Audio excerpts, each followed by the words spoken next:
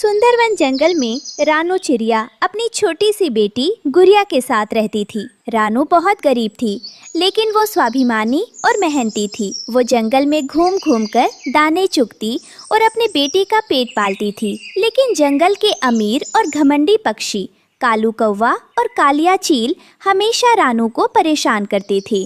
मम्मा मम्मा देखो, आज मुझे रास्ते में मक्के का एक बड़ा और मीठा दाना मिला। आज हम दोनों भरपेट खाना खाएंगे मम्मा। वाह मेरी प्यारी बच्ची, ये तो बहुत अच्छा हुआ। चलो हम इसे मिलकर। इससे पहले कि रानू अपनी बात पूरी कर पाती, ऊपर पेड़ से कालू कौवा और कालिया चील तेजी से नीचे झपट्टा मारते हैं। कालिया चील अपने नुकीले पंजों से मासूम गुड़िया के हाथ से मक्के का दाना छीन लेता है। गुड़िया डरकर पीछे गिर जाती है। आउच! मम्मा देखो ना, काले अंकल ने मेरा दाना छीन लिया। मेरे पंख में भी चोट लग गई मम्मा। कालिया भाई, कालू भैया, ये क्या बदतमीजी है? आप इतने बड़े और ताकतवर होकर एक छोटी सी बच्ची के मुंह का निवाला छीन रहे हैं। आपको शर्म नहीं आती? अरे ओ रानू, इस जंगल का नियम पता है ना? जिसकी लाठी उसकी भैंस। इस पूरे इलाके के दानों पर हमारा हक है। तुम जैसे गरीबों को तो हमारे बचे खुचे दानों पर जिंदा रहना चाहिए। बिल्कुल सही कहा कालू भैया। रानू, अगर जंगल में रहना है तो अपनी औकात में रहो। तुम्हारी बेटी को इतना बड़ा दाना खाने की क्या जरूरत है? जाओ, जाकर कहीं गिरे हुए सड़े गले दाने ढूंढो। याद रखना कालू भैया, भगवान सब देख रहा है। आज तुम अपनी ताकत के घमंड में एक भूखी बच्ची का मजाक उड़ा रहे हो। कल भगवान तुम्हें तुम्हारी इस गलती का सबक जरूर सिखाएगा। अरे जा जा, आई बड़ी उपदेश देने वाली। चल कालिया, इस भिखारन की बातें छोड़कर पेड़ पर आराम करते हैं। सुंदरवन जंगल में आज बहुत हलचल थी। आसमान में काले काले बादल छाए हुए थे। सभी पक्षी जानते थे कि जंगल में एक बहुत भयानक आंधी और तूफान आने वाला है। इसलिए सब अपने अपने घरों को मजबूत करने में जुटे थे। अरे कालिया चील भाई, देखो मेरा घर। मैंने मजबूत लकड़ी और पत्थरों से इसे बनाया है। बड़े से बड़ा तूफान भी मेरे इस आलीशान घर का कुछ नहीं बिगाड़ सकता। बिल्कुल ठीक कहा कालू भैया। और मेरा घोंसला भी देखो, ऊंचे पेड़ की सबसे मजबूत डाल पर है। हम दोनों तो इस तूफान में बिल्कुल सुरक्षित रहेंगे। दोपहर का समय था। रानू चिड़िया अपनी बेटी के साथ अपने छोटे से तिनके के घोंसले में बैठी थी। तभी कालू कौवा और कालिया चील हवा में उड़ते हुए जानबूझकर रानू के घोंसले के पास से गुजरते हैं। कालिया चील हवा के तेज झोंके से रानू के घोंसले के कुछ तिनके अपने पंजों से खींचकर नीचे गिरा देता है। कालिया भाई, ये आप क्या कर रहे हैं? वैसे ही मेरा घोंसला कमजोर है, आप उसे क्यों तोड़ रहे हैं? अरे रानू, हम तो बस ये देख रहे थे कि इस कचरे के ढेर में तुम दोनों माँ बेटी रहती कैसे हो। इसे घोंसला कहती हो तुम? हवा का एक हल्का सा झोंका आएगा और तुम दोनों जमीन पर आ गिरोगी। सही कहा कालिया भाई। रानू, इस बकवास घोंसले को छोड़ो और जंगल से बाहर चली जाओ। तुम्हारे जैसे गरीब पक्षी हमारे सुंदर जंगल की शोभा खराब करते हैं। जब देखो तब तिनके बटोरती रहती हो। मम्मा, कालू अंकल और कालिया अंकल बहुत बुरे हैं। ये हमें हमेशा तंग करते हैं। क्या हमारा घर सच में टूट जाएगा मम्मा? बंद करो अपनी ये बकवास। चल कालिया, आसमान में काले बादल आ रहे हैं। तूफान आने वाला है। चलो अपने मजबूत घरों को और पक्का करें। इस चिड़िया का घोंसला तो वैसे भी इस तूफान में बहने वाला है। कालू और कालिया हंसते हुए वहाँ से उड़ जाते हैं। रानू चिड़िया उदास होकर आसमान की तरफ देखती है, जहाँ काली घटाएं घिर रही थी। उसे अपनी बेटी की सुरक्षा की चिंता सताने लगती है। गुड़िया बेटी, कालू भैया ठीक कह रहे थे। आसमान के तेवर अच्छे नहीं लग रहे। ये तूफान बहुत भयानक होगा। हमारा ये तिनके का घोंसला इस आंधी को नहीं झेल पाएगा। मम्मा, मुझे बहुत डर लग रहा है। बिजली कितनी जोर से कड़क रही है। अब हमारा क्या होगा? हम कहाँ जाएंगे? रानू जंगल में सूखी लकड़ियाँ ढूंढने गई, लेकिन सारे पक्षियों ने पहले ही सारी लकड़ियाँ उठा ली थी। रानू खाली हाथ लौटने लगी। मम्मा, क्या हमें लकड़ियाँ नहीं मिली? तूफान आने वाला है। मुझे बहुत डर लग रहा है मम्मा। रानू चिड़िया उड़ते उड़ते जंगल के पास वाले एक किसान के खेत में पहुंची। वहां उसने देखा कि खेत के कोने में एक बहुत बड़ा खाली हो चुका सूखा कद्दू पड़ा था। वह कद्दू बाहर से बहुत सख्त और मजबूत था। रानू के दिमाग में एक तरकीब आई। वह भारी कद्दू को घसीटते हुए किसी तरह अपने पेड़ के पास ले आई। अरे कालिया, जरा देखो तो, ये पागल चिड़िया लकड़ियों की जगह एक सड़ा हुआ कद्दू लेकर आई है।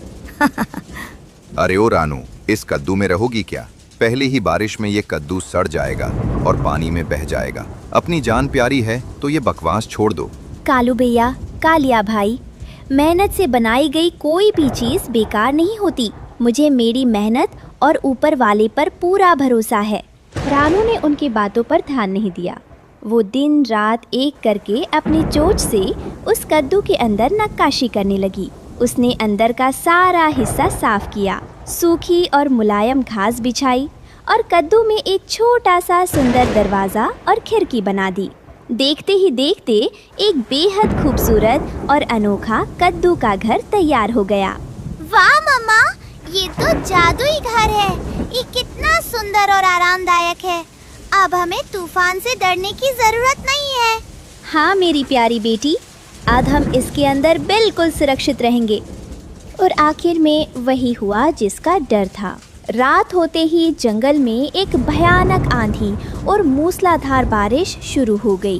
पूरे जंगल में बाढ़ जैसा पानी भर गया। अरे बाप रे, ये कैसी आंधी है? बचाओ, मेरा मजबूत घर टूट रहा है। कालिया भाई, मेरी मदद करो। मैं तुम्हारी क्या मदद करूं कालू भैया? हवा ने मेरे घोंसले के तिनके उड़ा दिए हैं। मेरा घर तो तबाह हो गया। भागो, अपनी जान बचाओ। कालू कौवे का आलीशान लकड़ी का घर और चील का घोंसला तिनके की तरह बिखर गए। वे दोनों बेघर हो गए और तेज बारिश में भीगते हुए अपनी जान बचाने के लिए इधर उधर भागने लगे। लेकिन दूसरी तरफ एक चमत्कार हो रहा था। मम्मा देखो, हमारा कद्दू का घर तो पानी पर तैर रहा है। जी हाँ, अपनी गोल बनावट और वाटरप्रूफ सूखी खाल की वजह से रानू का कद्दू वाला घर पानी में डूबा नहीं। वह एक सुंदर नाव की तरह पानी की लहरों पर सुरक्षित तैरने लगा। रानू और गुड़िया अंदर बिल्कुल सूखी और महफूज थीं। कद्दू का घर तैरते हुए आगे बढ़ रहा था। तभी रानू की नजर खिड़की से बाहर पड़ी। पानी के तेज बहाव में कालू कौवा और कालिया चील डूब रहे थे। वे एक छोटी सी लकड़ी को पकड़ने की कोशिश कर रहे थे और दर्द से चिल्ला रहे थे। कोई है? बचाओ, हमें बचाओ, हम डूब रहे हैं। हमें माफ कर दो, कोई हमारी जान बचा लो। मम्मा देखो, ये तो कालू अंकल और कालिया अंकल हैं। इन्होंने हमारे गरीब होने का मजाक उड़ाया था। हमें कितना तंग किया था। इन्हें मत बचाओ मम्मा। नहीं गुड़िया, ऐसा नहीं कहते बेटी। बुराई का जवाब बुराई से देना हमारे बड़ों ने हमें नहीं सिखाया।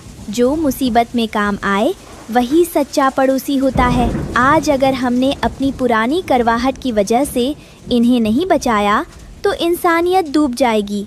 रानू चिड़िया ने अपनी जान जोखिम में डाली। उसने कद्दू के घर का दरवाज़ा खोला और अंदर रखी एक मजबूत रस्सी को अपनी चोंच से कालू और कालिया की तरफ फेंक दिया। कालू भैया, कालिया भाई, इस रस्सी को मजबूती से पकड़ लो, जल्दी करो। कालू और कालिया ने जैसे तैसे रस्सी पकड़ी। रानू ने अपनी पूरी ताकत लगाकर दोनों को खींचकर कद्दू के घर के अंदर ला दिया। कद्दू का घर छोटा था, उसमें 4 पक्षियों के बैठने की जगह नहीं थी। बेटी, हमारे मेहमान अंदर बैठेंगे। चलो, हम दोनों दरवाजे पर खड़े हो जाते हैं। कालू और कालिया को अंदर सुरक्षित बैठाकर रानू और उसकी बेटी खुद दरवाजे पर खड़े होकर तेज बारिश में भीगने लगी ताकि उनके दुश्मनों को पूरी जगह मिल सके। रानू का ये त्याग देखकर कालू और कालिया की आंखें शर्म से झुक गईं। धीरे धीरे रात बीत गई। सुबह की पहली किरण के साथ ही बारिश थम गई और बाढ़ का पानी कम हो गया। कद्दू का घर जमीन पर सुरक्षित टिक गया। कालू और कालिया कद्दू के घर से बाहर आए और फूट फूट कर रोने लगे। रानू बहन, हमें माफ कर दो। हम अपने पैसों और आलीशान घर के घमंड में अंधे हो गए थे। हमने तुम्हें बहुत सताया, लेकिन तुमने हमारी जान बचाकर हमारी आंखें खोल दी। हाँ रानू बहन, तुम दिल की बहुत अमीर हो। अगर कल रात तुमने हमें इस अनोखे घर में पनाह ना दी होती तो आज हम जिंदा नहीं होते। हमें माफ कर दो।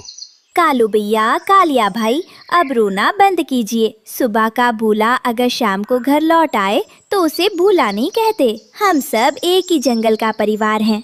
तभी वहाँ तोता भैया आते हैं। रानो चिड़िया की बहादुरी और दयालुता बेमिसाल है। आज से रानो का ये कद्दू का घर इस जंगल का सबसे सम्मानित घर माना जाएगा। और हम दोनों मिलकर रानो बहन के इस कद्दू के घर को लकड़ी और पत्थरों से और भी बड़ा और मजबूत बनाएंगे। जंगल के सभी पक्षी रानू चिड़िया के लिए तालियां बजाने लगे। रानू और गुड़िया एक दूसरे को देखकर मुस्कुराए। अब उनके पास न सिर्फ एक सुरक्षित घर था, बल्कि पूरे जंगल का प्यार और सम्मान भी था। प्यारे बच्चों, इस कहानी से हमें ये सीख मिलती है कि मेहनत और सूझबूझ से बनाई गई छोटी सी चीज़ भी घमंड के महलों से ज़्यादा मजबूत होती है। और सच्ची ताकत दूसरों को चोट पहुंचाने में नहीं, बल्कि मुसीबत में उनकी जान बचाने और उन्हें माफ़ करने में है। रानो, तुम डरो मत। मैं अपने मिट्ठू का दाखिला तुम्हारे स्कूल में सबसे पहले कराऊंगी। मुझे तुम पर पूरा भरोसा है। मम्मी, क्या मुझे यहाँ खेलने को मिलेगा? मैं तो क्लास का जोकर बनूंगा। शुक्रिया दीदी, आपने मुझे टूटने से बचा लिया। रानो बिटिया, काम तो बहुत भारी है। मन तो कह रहा है कि सो जाऊं, पर तुम्हारी हिम्मत देखकर रुक नहीं पा रहा। लाओ, ये लकड़ियाँ मैं उठा देता हूँ। शुक्रिया चाचा, आपके साथ से स्कूल की दीवारें जल्दी खड़ी हो जाएंगी। रात को अचानक मौसम बिगड़ गया। बिजली कड़कने लगी और भारी बारिश होने लगी। रानो अपने पंखों से स्कूल की छत को बचाने की कोशिश करने लगी। नहीं भगवान, मेरे स्कूल को मत उजाड़ो, इन बच्चों के भविष्य को मत छीनो। तभी रानो की नजर पास ही बने अपने छोटे से घोंसले पर पड़ी, जहाँ 2 सफेद नन्हे अंडे रखे थे। उन अंडों से जल्द ही रानो के अपने बच्चे आने वाले थे। एक तरफ उसका सालों का सपना था और दूसरी तरफ उसकी अपनी ममता। मेरे बच्चे, नन्ही जानो, तुम्हें कुछ नहीं होने दूंगी। सुबह हुई तो सब कुछ तहस नहस हो चुका था। रानो चिड़िया टूटे स्कूल के पास बैठकर जोर जोर से रोने लगी। उसे लगा सब खत्म हो गया। रानो चिड़िया को हारा हुआ देखकर मीनू मौसी आसमान से नीचे उतरी। रानो उठो, जो हार मान ले वो रानो नहीं हो सकती। तूफान तो सिर्फ ये देखने आया था कि तुम्हारे इरादे कितने पक्के हैं। फिर से शुरू करो। आप सही कह रही है मौसी, मैं फिर से तिनका तिनका जोड़ूंगी। रानो ने फिर से स्कूल खड़ा किया। बंटी कबूतर अपने बेटे कीकी को लेकर आया, पर वो पढ़ाई को समय की बर्बादी मानता था। रानो, बच्चा पढ़ेगा तो दाना कब चुगेगा? क्या पढ़ाई से पेट भरता है? बंटी भाई, पंख उड़ने के लिए होते हैं, पर ज्ञान ये सिखाता है कि किस दिशा में उड़ना है। अगर कीकी पढ़ेगा तो वो सूखे जंगल में भी पानी और दाना ढूंढ लेगा।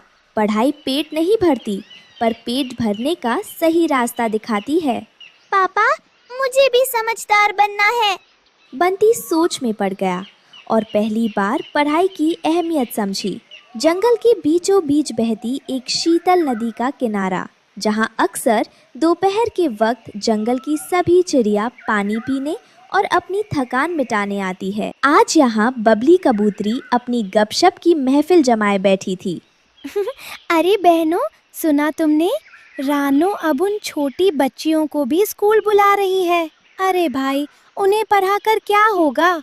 आखिर उन्हें भी तो कल हमारी तरह घोंसला ही संभालना है और दाना ही चुगना है। क्यों बेकार में बच्चों को थका रही है?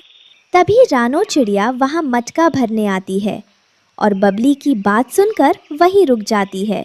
बबली दीदी, घोंसला संभालना कोई छोटी बात नहीं है, पर घोंसले को सुरक्षित रखना बड़ी बात है। क्या आपको पता है कि जब शिकारी जाल बिछाता है तो वो सबसे पहले उन परिंदों को फंसाता है जो नासमझ होते हैं? मतलब? दीदी, जब एक बेटा पढ़ता है तो सिर्फ एक व्यक्ति शिक्षित होता है, पर जब एक माँ पढ़ती है तो पूरा खानदान पढ़ता है। एक पढ़ी लिखी माँ को पता होता है कि आने वाले तूफान का सामना कैसे करना है, बच्चों को बीमारियों से कैसे बचाना है और शिकारी के बिछाए जाल को कैसे पहचानना है। क्या आप नहीं चाहेंगी कि आपकी बेटियां अपनी सुरक्षा खुद कर सके? रानू की बात सुनकर वहाँ पानी पी रही सभी चिड़िया रुक गई। गोरी कौवी जो पास ही के पत्थर पर बैठी थी आगे आई। रानू की बात में दम है बबली। हम सिर्फ घर संभालने के लिए नहीं बनी, हमें अपने बच्चों का ढाल भी बनना है। रानू, आज से सिर्फ बच्चियां ही नहीं, दोपहर के वक्त जब घर के काम खत्म हो जाएंगे तो मैं और जंगल की बाकी औरतें भी तुम्हारे पास सीखने आएंगी। कालू ने जब अपने घर देखा कि उसकी पत्नी गोरी और बेटा जग्गू दोनों बदल रहे हैं तो वो टूट गया। कालू, अगर तुम पढ़े होते तो तुम्हें पता होता कि दूसरों को गिरा कर नहीं, साथ लेकर बढ़ा जाता है। देखो, पढ़ाई ने हमारे जग्गू को कितना सलीका सिखा दिया है। मुझे माफ कर दो। मुझे लगता था कि ताकत सिर्फ चोंच और पंजों में होती है, पर आज समझ आया कि असली